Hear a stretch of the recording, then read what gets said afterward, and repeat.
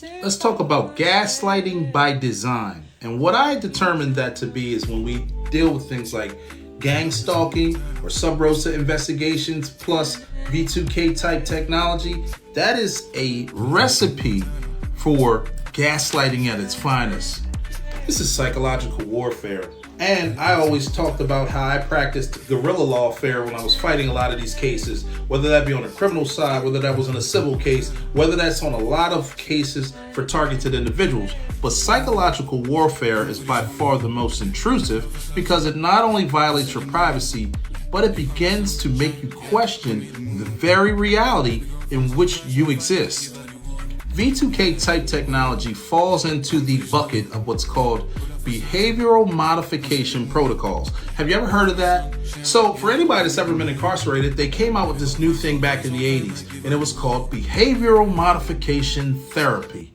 In short, what it was designed to do was to break you down psychologically so far that your very credibility began to be questioned, not only in your community, but in the world abroad.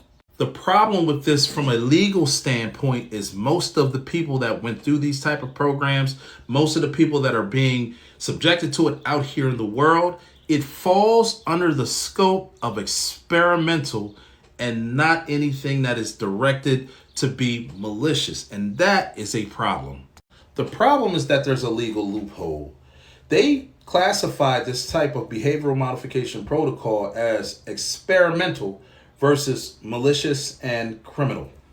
So it's not prosecuted. And that means that you have to be very diligent in coming up with evidence of this type of stuff so that you can present it with all of your other legal filings that you're going to do that do exist. Like I said, we have the V2K kit on our website at helpsolutionstech.com. We also have the FISA surveillance kit also on helpsolutionstech.com.